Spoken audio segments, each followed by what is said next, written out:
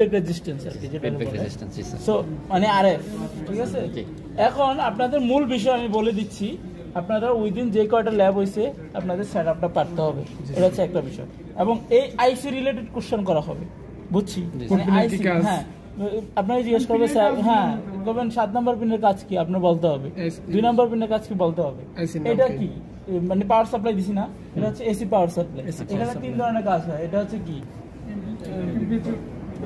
এইটা এখানে অ্যাম্পলিটিউড বা ভোল্টেজ বাড়ানো হয়, ফ্রিকোয়েন্সি বাড়ানো হয়, শেপ বাড়ানো হয়। 3টা শেপ কি কি, সাইন, স্কয়ার আর ট্রায়াঙ্গুলার।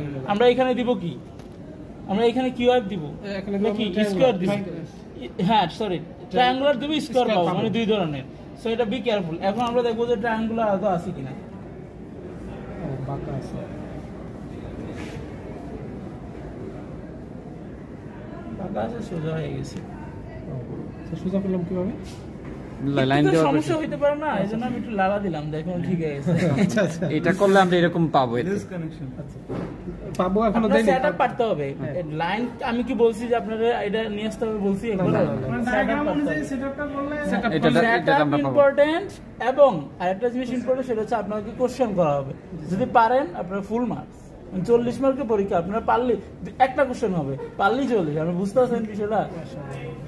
মানে এরকম এখানে একটা ব্রিফ করে দেন, এটা স্যার এইভাবে পরীক্ষা নিছে, এজন্য আমি এইভাবে বললাম। স্যার আরেকটু এখানে একটু ব্রিফ, স্যার একটু এখানে একটু ব্রিফ করে দেন। এখানে ব্রিফ বলতে এখানে হচ্ছে ফাংশন জেনারেটর কি রকম, এখানে খেয়াল করেন, এটা হচ্ছে ফাংশন জেনারেটর। আমরা এটা নব কি ইউজ করছি, নব চ্যানেল 1 ইউজ করছি। কত ভোল্ট আছে? 126। আমরা এখানে কমাবো, এটা দেখেন 70 হয়েছে, আরো কমাবো, আর 16 হয়েছে, তাই না? মানে আমাদের ইচ্ছা মতো আমরা ভোল্টেজটা কমাইতে পারতেছি। তার মানে অ্যাম্পলিটিউড কমালে ভোল্টেজ কমে, ভোল্টেজ কমালে শেপটাও কমে। আচ্ছা, ছোট বড় হয়। আচ্ছা, এতটুকু গেল।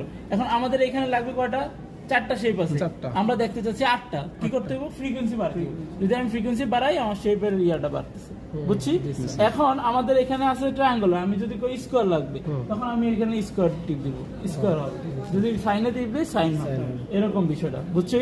সবাই ক্লিয়ার? এটা বুঝছি। এই 3 ধরনের কাজ এখানে হয়। এটা হচ্ছে আমাদের কি, অসিলোস্কোপ, ডিসপ্লে। যদি জিজ্ঞেস করেন যে বলবেন যে এটা অসিলোস্কোপ, এটা আমরা যা করব এখানে সেটা দেখতে পারবো, আউটপুট ডিসপ্লে, ইনপুট আউটপুট দুইটাই।